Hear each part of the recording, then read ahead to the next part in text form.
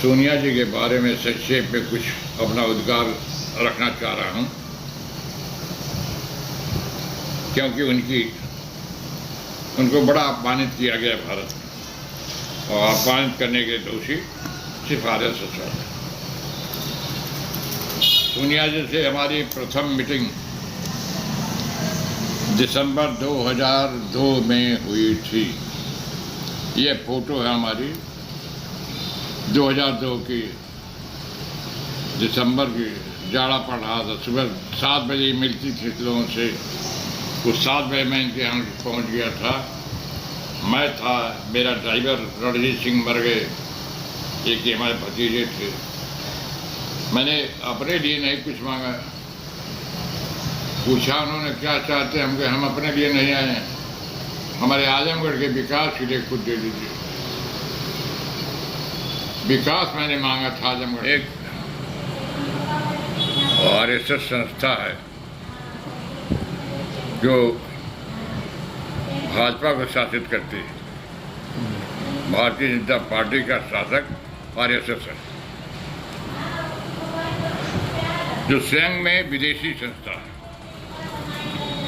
वो हमारे भारत के चरित्र से, संस्कारों से, धर्म से कोई संबंध नहीं। उनका मूल मंत्र है हिंदुत्व, अहिंदू राष्ट्र। हिंदुत्व का अर्थ वो खुद रह जाते हैं। What is Hindutva? तो शब्द लग जाने से सारी चीजें बदल जाती हैं। वो हिंदू धर्म नहीं रह गया, हिंदुत्व है, हिंदू का जड़न है। सोनिया जी के बारे में अनेक भ्रामक प्रचार किए गए। 2004 में जब ये चुनाव जीती और इनका नाम प्रधानमंत्री के लिए प्रस्तावित किया गया,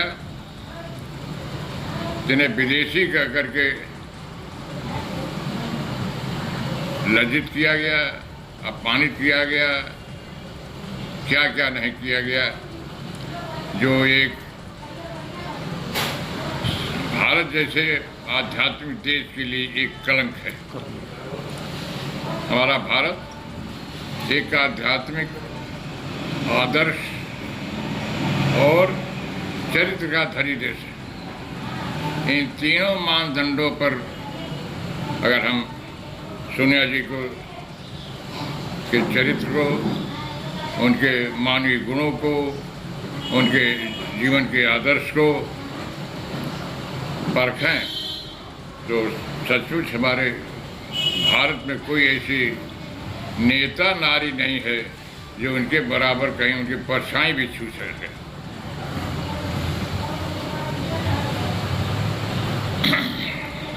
इनका जन्म 9 दिसंबर 1946 को इटली के छोटे से गांव मेसेरिजा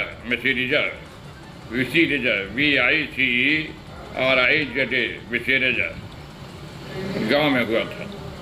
ये रोमन कैथोलिक परिवार में पैदा हुई थी। शिक्षा इनकी कैम्ब्रिज यूनिवर्सिटी में भी हुई थी। इंजीनियरिंग, यह भी इंजीनियरिंग की छात्र थी जब इनसे राजीव गांधी से प्रेम हुआ। एक बार प्रेम हो गया तो उस प्रेम को उन्होंने निभाया। एक पतिव्रता नारी का जो धर्म है उसको इन्होंने अपनाया। हमारे रामचरितमानस में पतिव्रता नारी का जो धर्म दिया गया है, उसकी तराजू पर मैं चलता हूँ तो एक सच्ची ब्राह्मण परिवार की ब्राह्मण कुलवधू हैं, और ब्राह्मण के हर चरित्र इनके शरीर में है। ब्राह्मण के प्रमुख चरित्र हैं दया, क्षमा, परहित और विश्व कल्याण की भावना। इनकी क्षमा शक्ति देख लो। इनकी पति की हत्या हुई राजीव गांधी की हत्या हुई, 50 फीट ऊंची उनकी लाश उड़ गई, चिथड़े चिथड़े हो गए। वो सीन मैं देखा था। मरने के बाद में इनके फ्यूनरल में दाह संस्कार से मैं दिल्ली पहुंचा था। उस शरीर को देखने के बावजूद इस महिला ने राजीव जी के हत्यारनी को क्षमा दान दिला दिया। इससे बढ़ के क्षमा का और उदाहरण क्या हो सकता है। दया, नारी अब वो नारी नहीं रह गई, वो माँ हो गई। नारी के 3 स्वरूप हैं, गौरी, बचपन आयु से गौरी करते पूजी जाती हैं। हमारे संस्कारों में लड़कियों की पूजा होती है। गौरी, दूसरा पत्नी का रूप, तीसरा माँ का रूप। माँ के रूप के बराबर विश्व में कोई रिश्ता नहीं है। हम तो भारत माता को माँ कह देते हैं, दूसरों के माँ को माँ कह देते हैं, और उसका माँ कहते ही उस नारी का वात्सल्य प्रेम उमड़ पड़ता है। जैसे एक गाय अपने बछड़े को देखती है तो उसके थन से दूध टपकने लगता है, वैसे ही माँ के अपने बच्चे को जब देखती है तो उसका सारा शरीर, सारे तन मन धन से उस लड़के पर न्यौछावर कर देती है। माँ एक अद्भुत शक्ति है। माँ के रूप में उन्हें 2 बेटे, एक बेटा एक बेटी मिले। दोनों इस समय भारत की राजनीति क्षितिज पर ऊंचाई पर है। इधर जब से भाजपा आई है तब से किसी पार्टी के कोई नेता बाहर नहीं निकले। सबको डर हो गया कि मोदी CBI में जमा बंद करा देंगे। मोदी आसमान पर छू रहे थे, लेकिन उसमें भी अकेले लड़का उनके नाक में दम कर दिया है।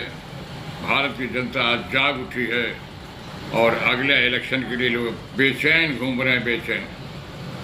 नेता की जरूरत नहीं है इसमें जन जन के मानस में आ गया है कि भाजपा नहीं कबूल होगी, नहीं कबूल होगी, नहीं कबूल होगी।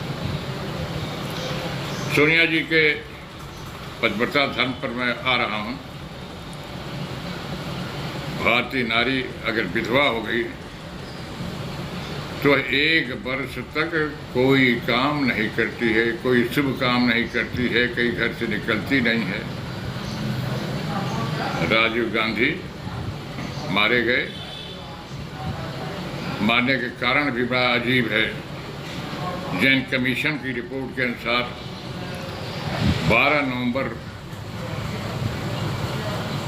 1989 को सोनिया गांधी अपने पति राजीव गांधी के साथ बैठ करके अयोध्या में राम मंदिर के शिलान्यास किया, भूमि पूजन किया। वह हमारे हिंदू धर्म के संस्कारों के अनुसार एक पौराणिक विधान है। कोई भी संस्कार, कोई भी पूजा, कोई भी पाठ बिना पत्नी के दाएं अंग पर बैठे सफल नहीं होता। वह कार्य किया